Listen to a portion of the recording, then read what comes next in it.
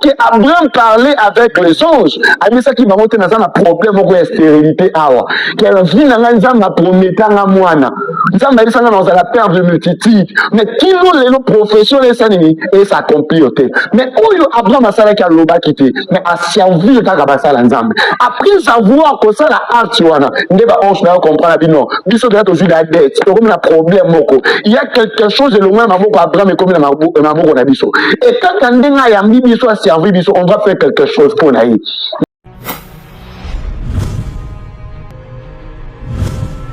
Problème qui est en train de te déranger. Et ça, il y a un moment que tu me dis si vino ma casse. Na quand tu as quoi libre aux ali qui m'exate. Na quand tu as un projet na yo, ma activité na avancement exate. Nous on ça la kana kata vie aurait ma quand même aussi épanouissement exate. C'est pour cela qu'actuellement que tu es en train de pleurer. Quand les gens les gens tout na zambe la lolenge nini. Na luka lolenge nini. Na mati la montagne. Na salignon son na ko sala. Ya peut-être que au prier na yo, mais le problème tu n'as pas encore rencontré la personne dans les loba. Il y a dans la vie na yo.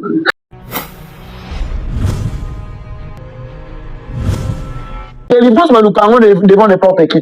Délivrance, il y a vie na yo. Il faut chercher la personne. Oh, ok, Azad Kanal, il y a des pamboli pour la vie na yo. Azad l'estimé na yo. C'est pour cela que chacun de nous, Azad Kana Moutou, oh, ensemble de place à ka. Devant y. Et le même aussi la carte à finir, il faut que tu cherches un prophète. Ou un prophète à destiné na yo.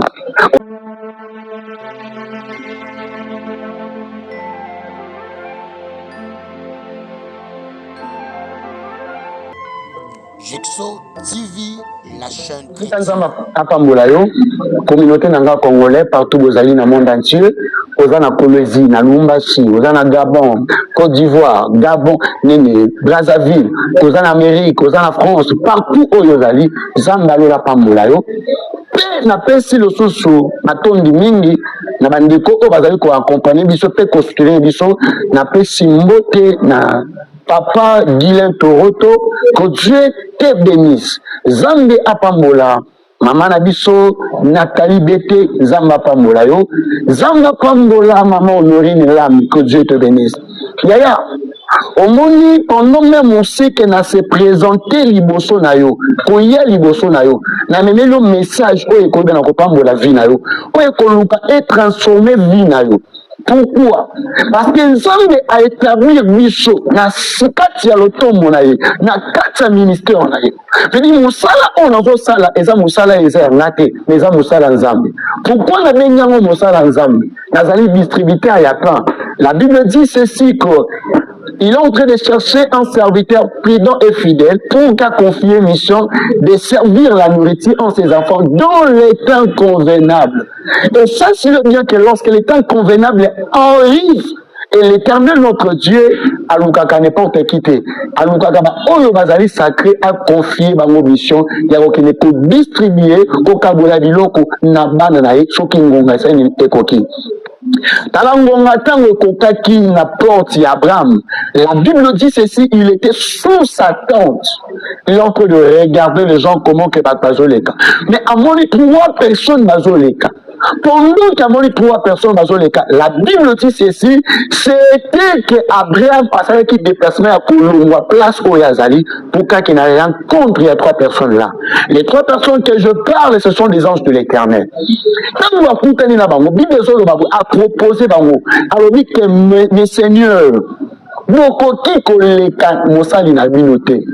Et Seigneur la bino le katana na kunangana ya mabino botsata makolo. Pendant que Abraham avait la révélation, a dit que maton na kutana ba bazana tire na ngate. Ce sont des gens où ba yena li pamboli. Je dis je ne peux pas laisser que cette bénédiction est kanga et qui n'est pas sur source. Il faut que emanana d'abord et pas nanga pour que ne pas faire ça ni les orokene.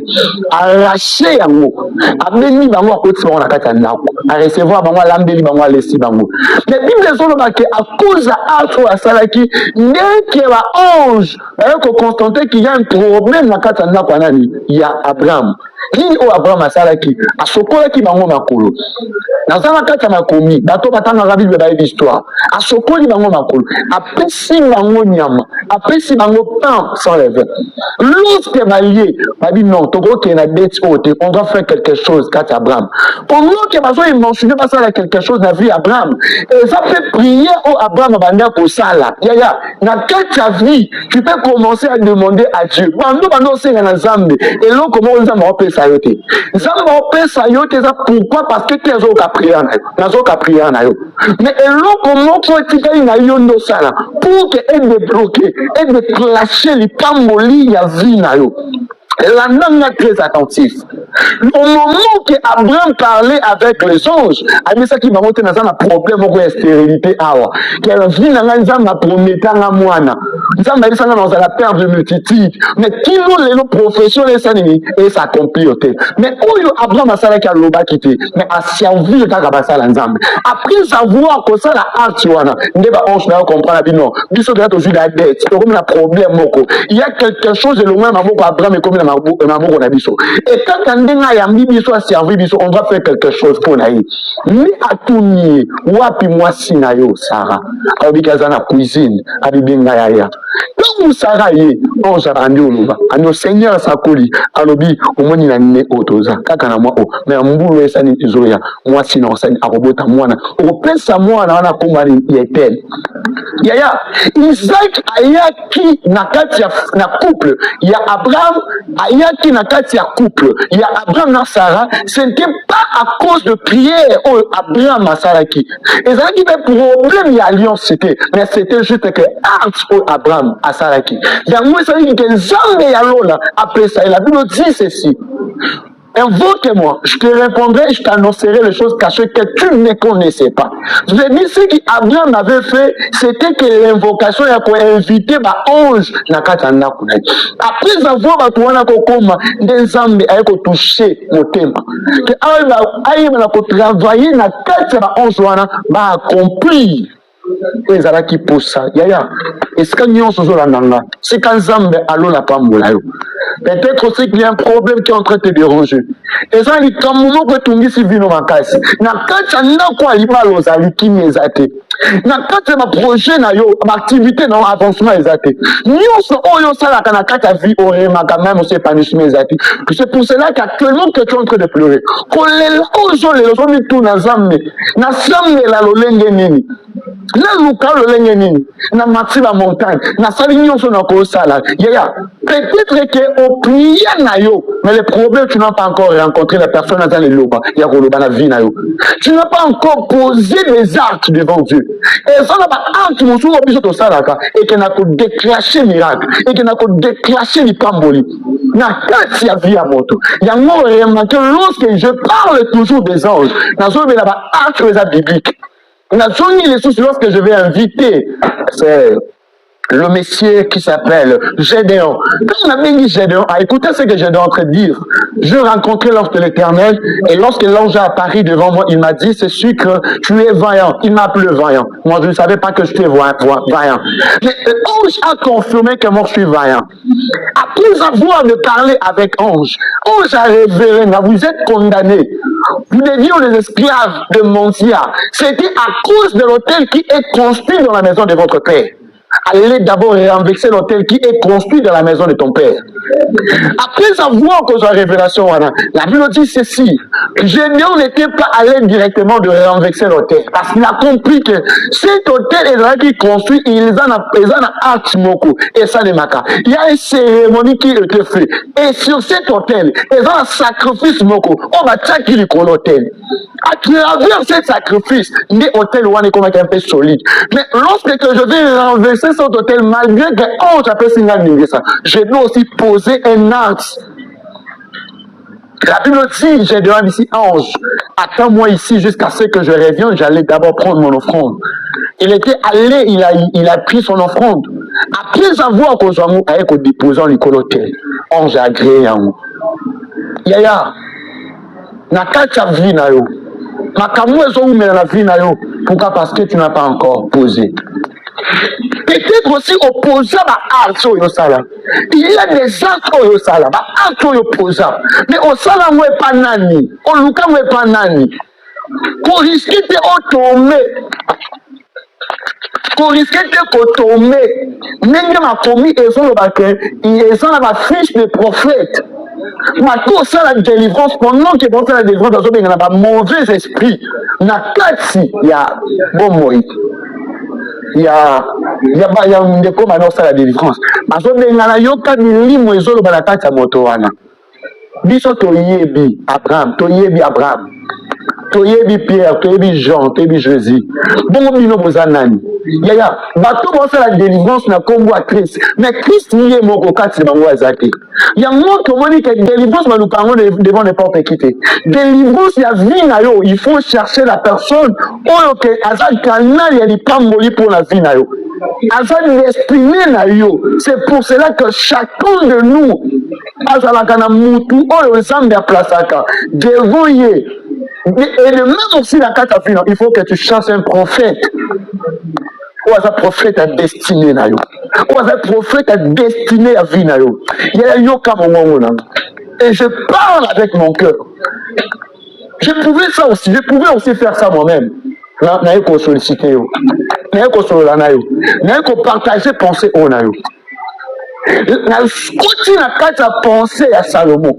Et l'on connaît le savait que Salomon azala wamoko azala plus de richesses que les Camerounais sont dans le monde. Azala qui célèbre, azala qui au-dessus de tout le roi. C'était à cause de l'art que Salomon avait fait. Qu'est-ce que Salomon avait fait? La Bible dit que Salomon avandi atali kaucha hôtel ya Nzambe atali asha Nzambe place ezovanda atali ye o asha ezali alobi non amingi bato alobi non et Seigneur a mis auto construire na kumo pour que tout ça arche de l'Éternel. Abengi bato. Salomon a fait sortir son argent. Il y a des hommes qui appellent à Salomon, ma contribuer, ou à un cerveau, ou à un bois, ou à un tel, ou à un tel, ou à un brique, ou à un nini, ma construit temple. Après savoir que ça, la Bible dit ceci. L'Éternel a yaki. Parce qu'il y a quelques livres va mentionner quand le nom il y a Salomon. Mais ça, c'est le mieux que Salomon a fallu finir. Il y a maintenant sur la contribution qui pour la construction il y a temple.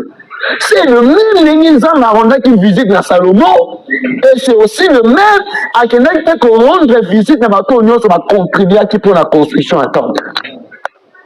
Là il faut partager na yonde konanga. Maman, papa, ndeko mwasi, ndeko mobali, même aussi que les hommes de Dieu, tu es serviteur de l'Éternel. La Bible dit ceci, que partagez aux autres les dons que vous avez reçus. Lorsque vous soutenir ministère, il y a collègue, il y a neko, et ça, c'est le fait que Dieu aussi va vous soutenir. Quand vous accompagnez le tombeau, il y a des gens qui soutenir les gens. Ça n'est pas votre mabo qu'on a qu'à le tombeau. Peut-être aussi il y a des choses que tu es en train de chercher. Lorsque vous avez le boko, na kata mosala, oh, vous ne connaissez pas pour l'ensemble. Nzambe pas autant le beaucoup na kata vie na yo. Ya ngomoni que ndeko ya Moïse a sali déplacement juste pour accompagner Moïse, Aaron. Pour nous avons accompagné Moïse, l'Éternel aussi avait béni Aaron. Après moi là qui est pourquoi? Parce que Aaron, animal qui a de l'énergie, n'a pas accompagné Moïse. C'est quand il ça yon deko. Zanda pas moulayo. Tozana demande beaucoup. Oh ennemi là la carte nesika on. Y en a dit ça yo boy. Toza en plein, tozo ko rassembler. Tozo ko proposer, tozo ko senga lisumi na yo mutozo la nanga. Na fini yango na bato baza conscient. Na fini yango na bato atali vie na ngandengeke na sambeli. Je fais des efforts de sacrifice de ligne, mais cette fois-ci il faut que na contribuer na katambela o. Yaya, toza na face moko, toza na posa, to construire esika o ya biso moko. To umeli trop na vie ya ki locataire église Nzambe et comme on ça ba déplacement té. Surtout que Salomon tellement kabi que to construire pourquoi? Parce que na époque wana c'est maintenant ça va déplacement. Les lois sont que ça kotolo de rokendebo. Les lois sont ça kotolo de rokendebo. Il y a mon remarqué même on sait qu'il y a un secret tout petit côté de d'homme. Pourquoi? Parce que les gens qui ont lié fixité à Povanda. Bien aimé, non ça là appel de fonds et à chaque parcelle de l'église. Tout son mélange de l'église. Yaya, moto nyonso azola mission oyo. Moto nyonso azoyo kanga. Si comme te maneza la toucher. Peut-être na problème ya kobota. Problème ya maladie oyo zanango. Na problème aussi que la ferme zo kene libosote. Luka o contribuer na kata chaque parcelle. Yaya, ozana 1 euro. Ozana 5 euros. Ozana 10 euros. Ozana 10 dollars. Oyo nyonso ozana mo. Vite bien biso na numéro où ils allaient afficher. Justement la bande de l'écran, plus de 243 89 75 71 430. Et ça les sika autres alliés va proposer biso que topé sa mbongo pour que to tika la nesika wana. Topé sa mbongo pour to somba esika wana. Donc, on a besoin de parce que la Bible dit lorsque Dieu donne la vision, il donne aussi que le provision. Et pour véritable provision, ils ont touché. Pour soutenir œuvre ensemble. Pour nous-mêmes, on sait que nous avons la carte à mon salaire ensemble. Et l'Éternel doit aussi prendre la soin de ta famille. Vous n'avez pas besoin de soin à l'important parce que nous avons la carte à mon salaire. Pour nous, soyons comme on a un mot. Tout ça, pour ça que tous les sika. Je dis les lois, au sommet l'Inzambe et sika. Je dis les lois, tu sommet temple et ma mêlée, tu construis temple ensemble. Il y a que ça prière tiki génération en génération.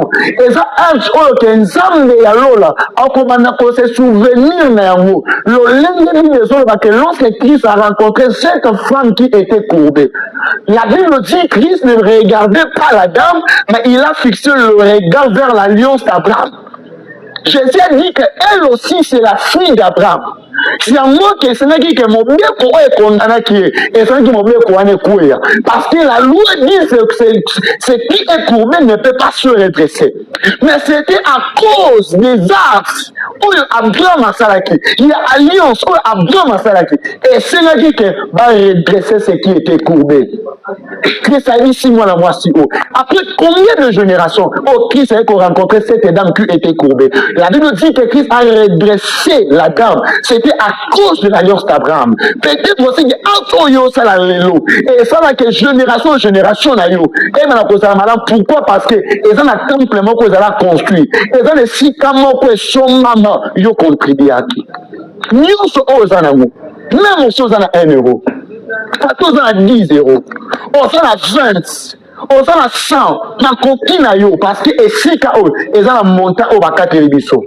Yango que to sengi na biso boye moto to la émission o kola yango ka yo moto partager kali ça peine d'économie za na problème non to soit décision to sombi la ndanza mesika so ki to sombi yango to tongi yango ya yeba ke za alliance o yo sa na nzambe et za alliance no za perpétuité et ko tikala ka ko si la kate pourquoi à chaque temps ba to bandoya na temple wana ko sambela ba to bandoya le sika o ko bondela ko luka nzambe yeba ke nzambe ya lola akobana ko se souvenir na yo pourquoi parce que c'était aussi à travers toi il est sali que bateau ensemble dans la condition malamu et si ka ba relaxa bisongo après cette émission ba retirer dimanche ezote kama église et fait somba yango omoni na sengi na yo contribution na yo et ko aider biso pour que tous aussi kamo parce que église et cause à la pèlerinité les lois sont dans océan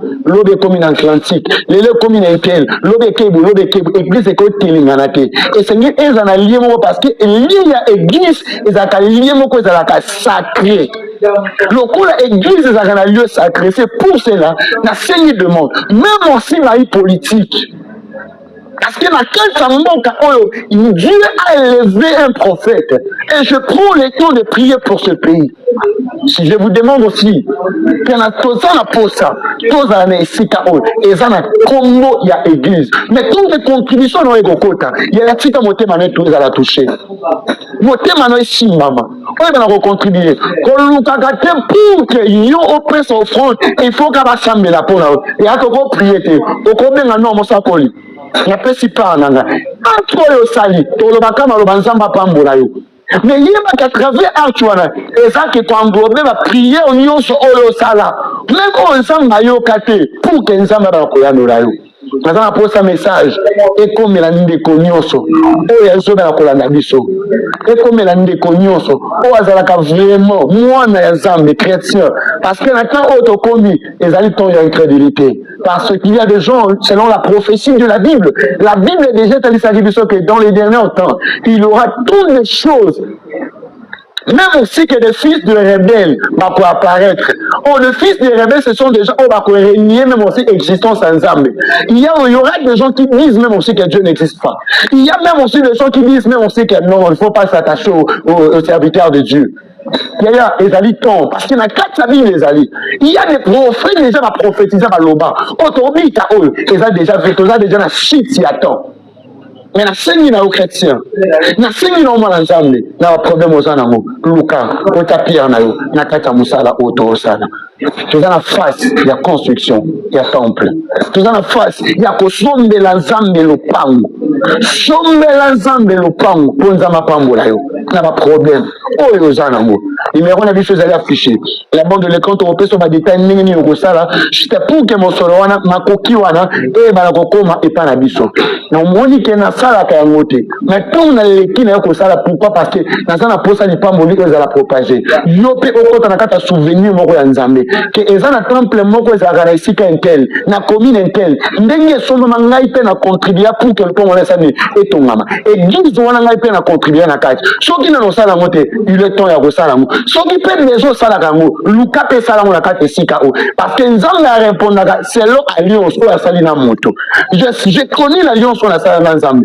donc ene kosollicite yo eza parce que ton ya miracle mpe na vie na yo ekoki benga biso na numéro ezali affiché sur le banc de l'écran plus 243 89 75 71 430. Je répète encore, plus 243 89 75 71 430. Si Kanzambe yalola apambola bino. Na sambeli pona ndeko nyonso akozala toucher na message oyo. Puis akoluka ko contribuer na déclarer au nom puissant de Jésus-Christ.